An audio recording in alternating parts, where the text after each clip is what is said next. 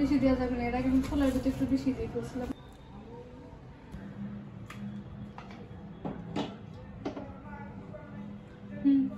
পায়েস তৈরি। আসসালামু আলাইকুম গাইস, তোমরা মেবি ভিডিওটা শুরু থেকে দেখে বুঝতে পারছো যে আজকের কিছু একটা রান্না করতে যাচ্ছি।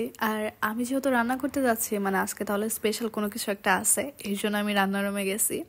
যাই হোক, আজকে হচ্ছে আমার ভাইয়ের, সরি আজকে না, কালকে হচ্ছে আমার ভাইয়ের জন্মদিন। মানে আজকে যেহেতু 23 তারিখ, সো 24 তারিখে হচ্ছে আমার ভাইয়ের জন্মদিন। আর আমার ভাই প্ল্যান করছে যে সে তার বরকে একটা সারপ্রাইজ দিবে, যেহেতু আমার ভাই 24 তারিখে হয়েছে। সো সে ভাবতেছে যে 23 তারিখে রাত শেষ হয়ে যখন 12টা বাজবে তারপরেই হচ্ছে সে তার বরকে সারপ্রাইজ দিবে।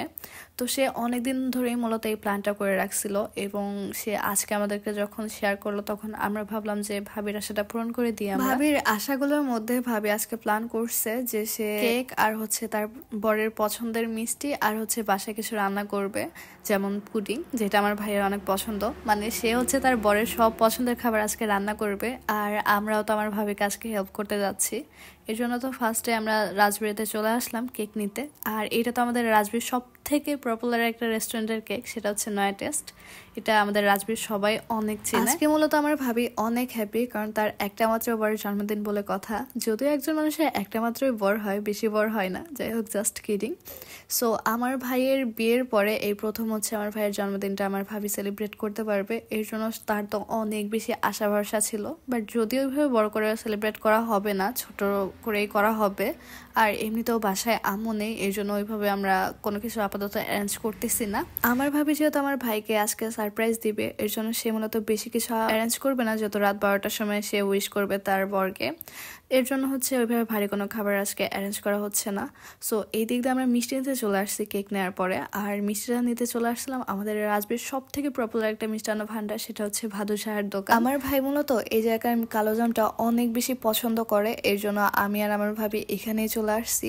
আর আমার ভাইয়ের কোন জিনিসটা পছন্দ এগুলো আমার ভাবি খুব ভালো করেই জানে। আর এমনিতেও যেহেতু তাদের লাভ ম্যারেজ, এর জন্য তারা আগে থেকে আরো বেশি করেই জানে। এইদিকে আমার ভাবির মিষ্টিটা নেওয়া হয়ে গেছে। আর আজকে যে আমরা বাজারে আসছি এটা আমার ভাই জানে না, আর জানলে তো এটা সারপ্রাইজ আর থাকবে না, এর জন্য আমরা লুকু এলাকায় চলে আসছি এখানে।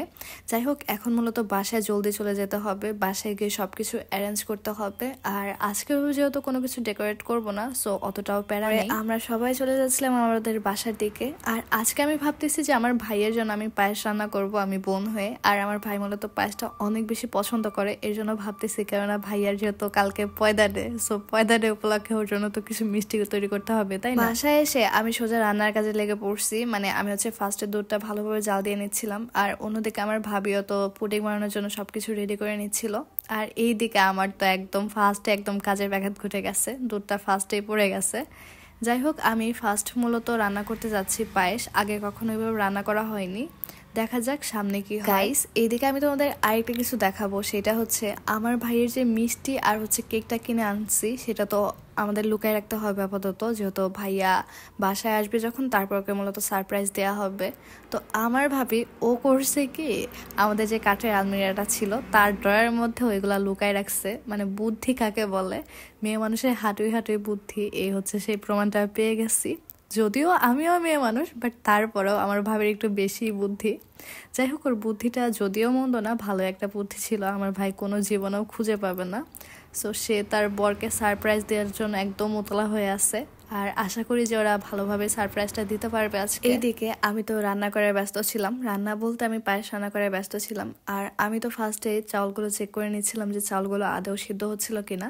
আর যদিও আজকে আমাকে একটু ভাবি হেল্প করে দিচ্ছিল, কজ আমি সেটা ফার্স্টে করতেছি, এর জন্য ভাবি বললো যে ভালোভাবে আগে চাউলটা সিদ্ধ করে নেওয়া উচিত। এর জন্য আমি একদম পরকভাবে চাউলগুলো দেখে নিচ্ছিলাম যে আদেও কি সিদ্ধ হয়েছে কিনা। আমি তো খুবই সাবধানে পায়েসটা রান্না করতেছিলাম, কারণ আমি যেহেতু ফার্স্টে রান্না করতেছি আর আমার ভাইয়ের জন্মদিনের উপলক্ষে, এর জন্য তো অবশ্যই এটা পারফেক্ট হতে হবে, নাহলে তো আর হবে না। আর আমি লিজা, আমি অলওয়েজ ট্রাই করি যে কোনো কাজ পারফেক্টভাবে করার, যাতে করে কেউ কোনোভাবে কোনো খুঁত ধরতে না পারে। কিছু যদি ভালোভাবে না হয়, পারফেক্ট ভাবে না হয়, সেটা নিজের কাছেও একদমই ভালো লাগে না। আর আমার কাছে বিশেষ করে এটা একদমই ভালো লাগে না। যে কোনো কাজ করবো সো এটা অনেক সুন্দর করে করা উচিত আমাদের সবাইকে। আর যেহেতু আমি মেয়ে, আর মেয়েদের তো অলওয়েজ একটু সুন্দর করে কাজ কারবার করতে হয়, তাই না? না হলে তো অনেকটাই বাজে দেখায়। আই হোপ আজকে আমার রান্নাটা অনেকটাই ভালো হবে, যেহেতু আমি খুব যত্ন সহকারে রান্নাটা করতেছি, তাহলে তো অবশ্যই ভালো হতে হবেই, না হলে তো আর হবে না। যাই হোক, আশা করতেছি ভালোই হবে। দেখতে দেখতে তো আমার রান্নাটাও হয়ে গেছে, আর আমি যখন চেখে দেখছি তখন দেখি মাশাআল্লাহ অনেকটাই টেস্ট হয়েছে। আর আমি যে বাটিটা রাখতেছিলাম সেটাই তো অনেকটাই হয়ে গেছে, এর জন্য আমি সেটা পাতিলের মধ্যে আবার ঢেলে দিচ্ছিলাম যাতে করে সুন্দর দেখায়। সুন্দর দেখানো বলতে মানে আমি যদি বাটিটা ভরে রাখি তাহলে তো জিনিসটা বাজে দেখাবে, সুন্দর দেখাবে না, এর জন্য আমি একটু কমাই নিছি আর কি। অন্যদিকে আমার ভাবি তার পুডিং এর জন্য তো সবকিছু অ্যারেঞ্জ করা হয়ে গেছিল, আর এখন মূলত এটা চুলায় বসিয়ে দিতে হবে।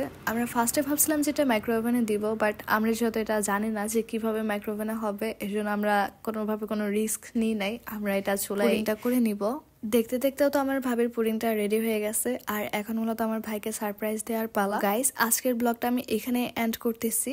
তোমরা ওয়েট করবা আমার নেক্সট একটা ব্লগের জন্য, যেটা আমার ভাইয়ের সারপ্রাইজটা কেমন ছিল।